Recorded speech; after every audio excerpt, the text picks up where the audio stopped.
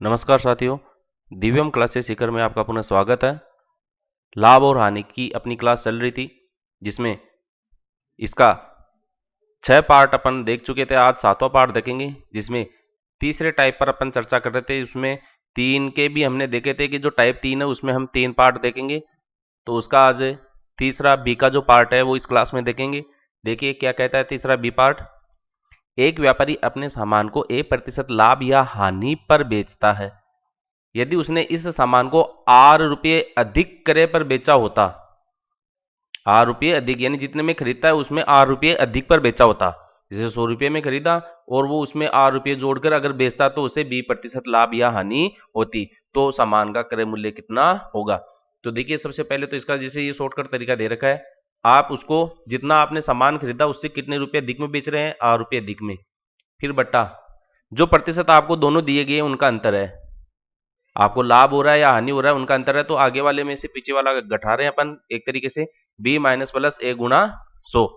तो इस पर तो अपन चर्चा करेंगे, इसका पहले डिटेल्ड देखने के बाद में, और शॉर्टकट जो तरीका है उसको अपन लास्ट में आजमाएंगे। लेकिन इससे पहले जो मेन बात मैं आपको बता दूं कि जब क्वेश्चन में आपको जो ये 2% दे रहा है, A% और B%, ए और बी ये दोनों प्रतिशत में दिए गए हैं। अगर ये दोनों प्रॉफिट में है या दोनों लॉस में है तो हम माइनस का चिन्ह कहां में लेंगे।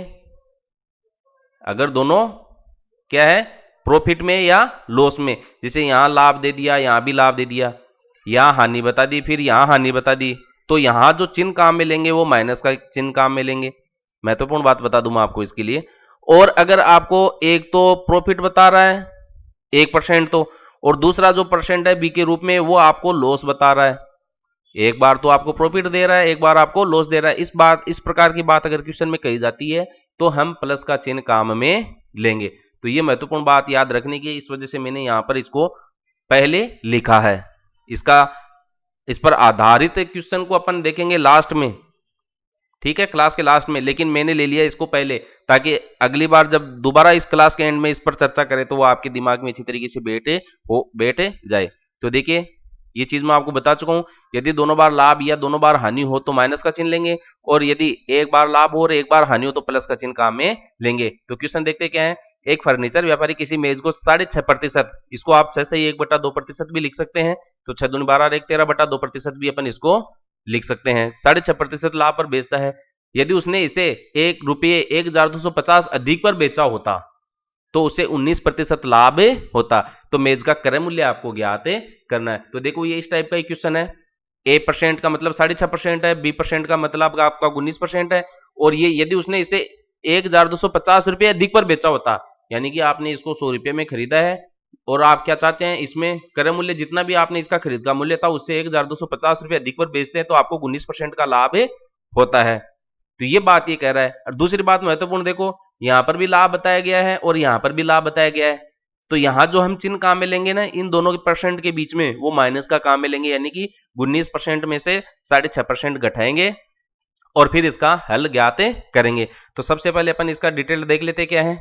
हमें क्रय मूल्य ज्ञात करना है, तो मान लेते हैं कि क्रय मूल्य कितना है, x रुपये, हमने उस मेज को x रुपये में खरीदा है, यानी कि व्यापारी ने x रुपये में खरीदा तो उसको 6.5% का लाभ पर बेचता है, ठीक है। तो हम इससे पहले विक्रय मूल्य का सूत्र देख चुके हैं। विक्रय मूल्य बराबर क्रय मूल्य गुणा 100 प्लस माइनस प्रॉफिट और लॉस आप लिखते हैं बटा 100। तो यहां पर प्रॉफिट आता है तो प्लस का चिन्ह काम में लेते हैं, लॉस आता है तो माइनस का चिन्ह काम में लेते हैं। अब चूंकि यहाँ प्रॉफिट दे रखा है तो 100 प्लस पी का मतलब लाभ 6.5% लिखेंगे बटा 100। ये सूत्र हमने शुरू की क्लास में देखा था, वही सूत्र मैंने रिपीट किया है। इस एक और मैंने आपको ये भी बताया था कि एक ही सूत्र को याद रखना है, इससे आप क्रय मूल्य भी ज्ञात कर सकते हैं, बस इनको हस्तांतरण करना होता है। तो क्रय मूल्य बराबर विक्रय मूल्य गुणा 100 बटा 100 प्लस माइनस प्रॉफिट और लॉस हो जाता है। तो देखिए हमें विक्रय मूल्य ज्ञात करना, तो क्रय मूल्य आपका अक्स दे रखा है, 100 प्लस प्रॉफिट दे रखा है 6.5%, तो 13/2 लिख दिया बटा 100। तो ये हो गया अक्स गुणा, इसको हल करेंगे तो 213/2 गुणा ये 100 है बटा में, ठीक है, और ये 213/2 है, तो इसको हल करेंगे तो ये गुणा 1/100 के रूप में इस तरीके से अपने को प्राप्त होगा। तो विक्रम मूल्य 213 x बटा 200। ये देखिए इसके नीचे एक है, लघुत्तम लेंगे तो बट्टा में 2 रहेगा, फिर इसको भी अगर अपन पलट देते हैं मेन बट्टा में तो ये 1 ऊपर और 100 नीचे, तो ये पलट कर 1/100 हो जाता है। 100 को 2 से गुणा किया 200, तो विक्रम मूल्य कितना मिला 213 x बटा 100। अब प्रश्न के अनुसार चलो, हमने विक्रय मूल्य ज्ञात किया इसका 6.5% लाभ पर 213x बटा 200। अब ये क्या कह रहे हैं, यदि उसने इसे 1250 रुपए अधिक पर बेचा होता तो 19% का लाभ होता। ठीक है, तो हम ये क्या कर रहा है, 1250 रुपए अधिक पर बेचा होता, तो मैं क्या करता हूं, इस विक्रय मूल्य में जो 6.5% वाला लाभ वाला है इसमें 1250 जोड़ देता हूं, तो हमें कितने का लाभ होता, 19% का लाभ होता क्रय मूल्य पर, तो एक्स का 19% प्रॉफिट हो जाता उसको। तो इसको मैं इस तरीके से लिख सकता हूं, प्रॉफिट है तो 100 प्लस 19 लिखेंगे, और लॉस होता है तो माइनस कर देंगे 100 में से, तो चूंकि प्रॉफिट है तो ये हो गया एक्स गुना 119 बटा 100। अब अगली स्टेप अपन देखते हैं, ये स्टेप आपकी ऐसी कैसी आ जाएगी, 213x बटा 200 प्लस 1250 बराबर 119x बटा 100। अब यहां हम क्या करते हैं, इसको हस्तांतरित कर देते हैं इधर, तो ये x की एक तरफ आ गई, इसको हल करते हैं तो 200 लघुत्तम 100 का भाग देंगे 2 बार, 119 का 238 हो गया x माइनस 213x बटा 200, तो ये हल करते हैं तो 25x बटा 200 आता है। ये क्या है, क्वेश्चंस की थोड़ी सी